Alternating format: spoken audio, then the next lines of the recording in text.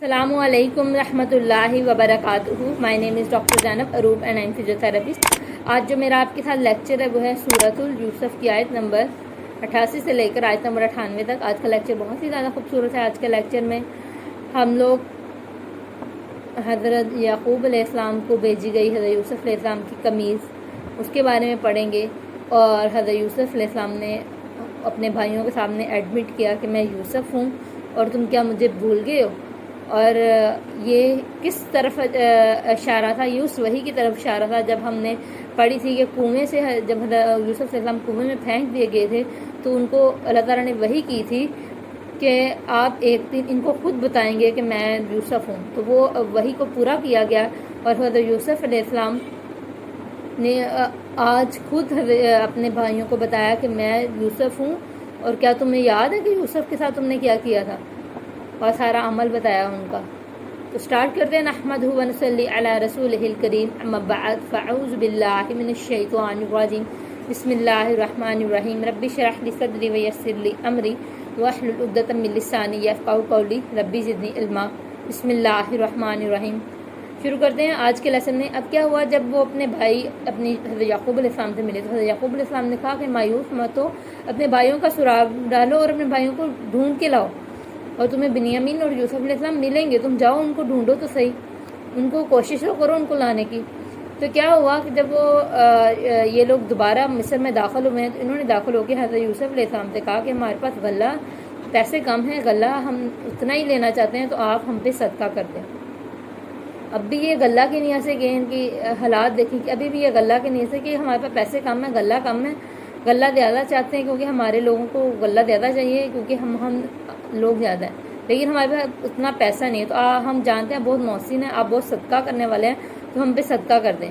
خون کا رشتہ تھا تو حضرت یوسف علیہ السلام کا دل بر ہے. اور تو حضرت یوسف علیہ السلام نے بڑے خوبصورت کلام سے، غصے میں نہیں بلکہ بڑے خوبصورت کلام سے کہا کہ تم جانتے ہو یوسف کون تھا، اور کیا تم یوسف اور اس کے بھائی کو جانتے ہو؟ بڑے پیارا سوال کیا اور خوبصورت کلام کے ساتھ. تو وہ حیران ہو گئے، وہ چونک گئے کہ یوسف کے بارے میں یہ کیسے جانتے ہیں. اور پھر انہوں نے کہا کہ کیا تم جانتے ہو تم نے ان کے ساتھ کیا کیا تھا یوسف کے ساتھ؟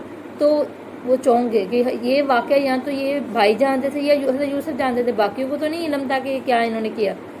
تو انہوں نے حضرت یوسف سے سوال کیا کہ کیا آپ یوسف ہیں؟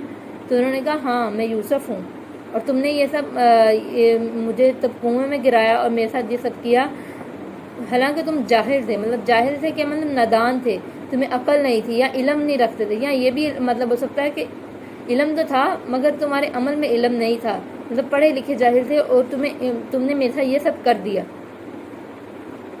اور انہوں نے کہا یہ میں ہوں یوسف علیہ السلام اور یہ میرا بھائی ہے، اور اللہ نے ہم پہ احسان کیا ہے کہ یوسف علیہ السلام کی اب یہ وحی کا ٹائم پورا ہوا. جیسے میں نے آپ سے پہلے ذکر کیا کہ یوسف علیہ السلام کی جیسے جو کنویں میں وحی ہوئی تھی اب اس کا وقت پورا ہوا، اور حضرت یوسف علیہ السلام کے اوپر نے خود انہوں نے بتایا کہ ہاں کہ تم نے میرے ساتھ یہ کیا تھا، اور تم نے کنویں میں سارا واقعہ اپنے بھائیوں کو یاد کرا دیا.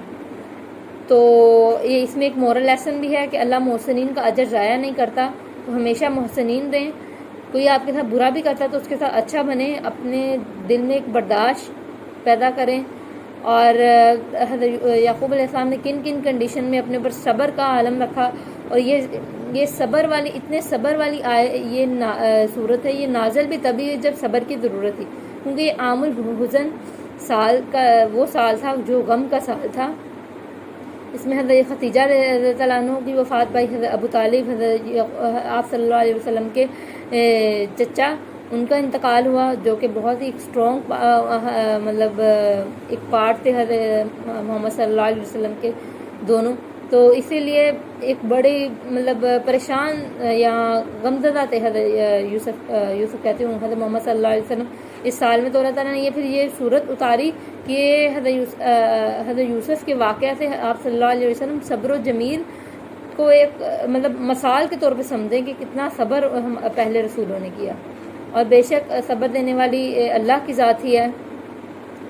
اور حدیث ہے کہ جان لو صبر اللہ کی مدد کے ساتھ ہی آتا ہے، کہ صبر کے لیے اللہ سے دعا کرنی چاہیے، لیکن یہ ہے کہ خوشی میں ہمیں صبر کی دعا نہیں کرنی چاہیے، غم میں کرنی چاہیے.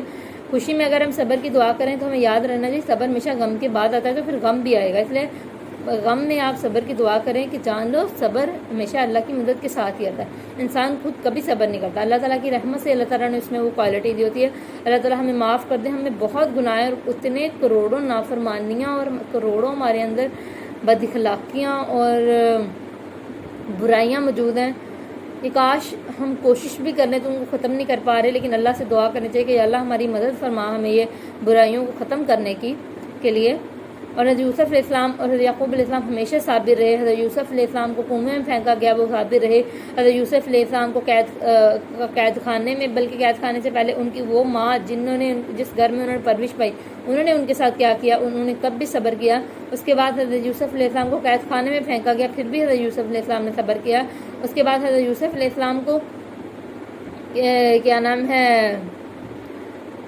اور پھر اتنا کہ یہ علم کیسے ملتا ہے کہ حضرت یوسف علیہ السلام نے صبر کیا، یہ تب پتہ لگا کہ جب حضرت یوسف نے بتایا کہ میں حضرت اسحاق اور یعقوب کا بیٹا ہوں، ان کا پوتا ہوں، مطلب حضرت یوسف علیہ السلام اس کا علم جانتے تھے۔ یہ سن کے انسان بکھلا جاتا ہے کہ اتنا صبر کہ حضرت یوسف علیہ السلام قافلے کو بھی نہیں بتایا، کہیں بھی نہیں بتایا، بلکہ صبر سے کام لیا اور کسی سے شکایت نہیں کی کہ میں تو اتنے بڑے عالم کا بیٹا ہوں اور تم مجھے یہاں اٹھا لائے ہو، بلکہ انہوں نے صبر سے کام لیا، اور یہ ہوتے ہیں صابر لوگ۔ اور پھر کیا ہوا، ان کے بھائیوں نے تسلیم کیا کہ ہم نے حسد کی بنا پہ یہ سب کچھ کیا تھا۔ اور حسد کیوں ہوتا ہے؟ حسد ہوتا ہے کہ اللہ تعالیٰ کی، کہتے ہیں کہ حسد سے مراد تو یہی نا کہ اب اللہ کی تقسیم سے ناخوش ہیں، اللہ نے اگر اس کو زیادہ دیا تو تم سے حسد کر رہے ہو۔ اللہ کی تقسیم سے ناخوش نہیں ہونا چاہیے، بلکہ اللہ کی تقسیم پہ خوش ہونا چاہیے کہ اللہ تیری تقسیم سب سے بہترین ہے۔ تو اتنا غم تھا حضرت یعقوب علیہ السلام کو یہ سب چیزوں کا، تھی حضرت یعقوب علیہ السلام کی آنکھوں پہ چربی آ گئی تھی، مطلب جس کی وجہ سے بینائی ان کی جانے والی تھی، تو بڑی پریشانی بن گئی۔ تو یوسف علیہ السلام نے جب یہ سنا تو حضرت یوسف علیہ السلام نے اپنی قمیص بھیجی کہ ایک قافلے کو دی کہ اپنے بھائیوں کو کہ جاؤ اپنے حضرت یعقوب علیہ السلام کے آنکھوں پہ رکھو اور انہیں کہنا کہ تم سب مطلب مصر میں آ جاؤ، اور ان سب کو مصر میں لے کر آؤ۔ ٹوٹل 67 لوگ تھے، 67 لوگ تھے ان کے خاندان میں، سب کے سب پھر مصر آ کے بعد ہوئے۔ 500 سال انہوں نے مصر میں حکومت کی، پھر فرعون نے ان کے اوپر، ان کا زوال کا دور آیا، فرعون نے ان پر حکومت کی، پھر حضرت موسیٰ علیہ السلام آئے اور پھر انہوں نے ان کو فرعون کے جال سے بچایا۔ اور لیکن جب حضرت یوسف علیہ السلام کی قمیض لے کے جائی جا رہی تھی تو ان کے والد محترم کو ادھر ہی وہ خوشبو آنے لگی، اور حضرت یوسف علیہ السلام یہ کیوں دی کہ حضرت یوسف علیہ السلام مصر میں رہے تھے تب تو کبھی نہیں خوشبو آئی، لیکن اب وہ ان کی قمیض لے کے آئی جا رہا تھا تو ان کی خوشبو آنا سٹارٹ ہو گئی۔ یہ بھی اللہ تعالیٰ کی طرف سے ایک معجزہ ہوتا ہے انبیاء کے لیے۔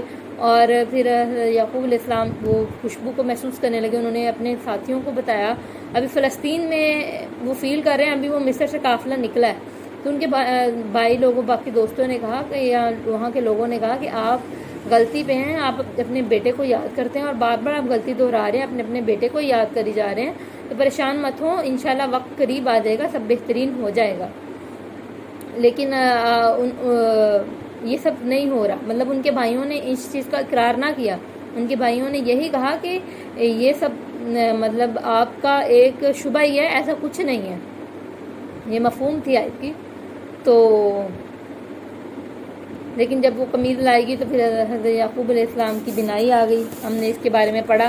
اور پھر حضرت جب وہ بھائی ان کے پاس آئے تو انہوں نے حضرت یعقوب علیہ السلام سے کہا کہ ہمارے لیے اے والد محترم بخشش کی دعا کیجیے کہ ہم غلطی پہ تھے۔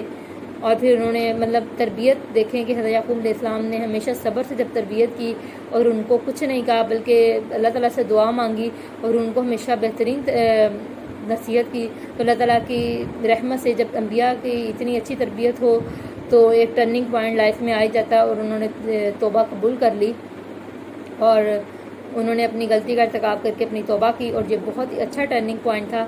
لیکن کچھ لوگ اتنے بھی بد نصیب ہوتے ہیں، اور وہ سچ میں بد نصیب ہوتے ہیں، جو کہ انبیاء کی اولاد ہو کر بھی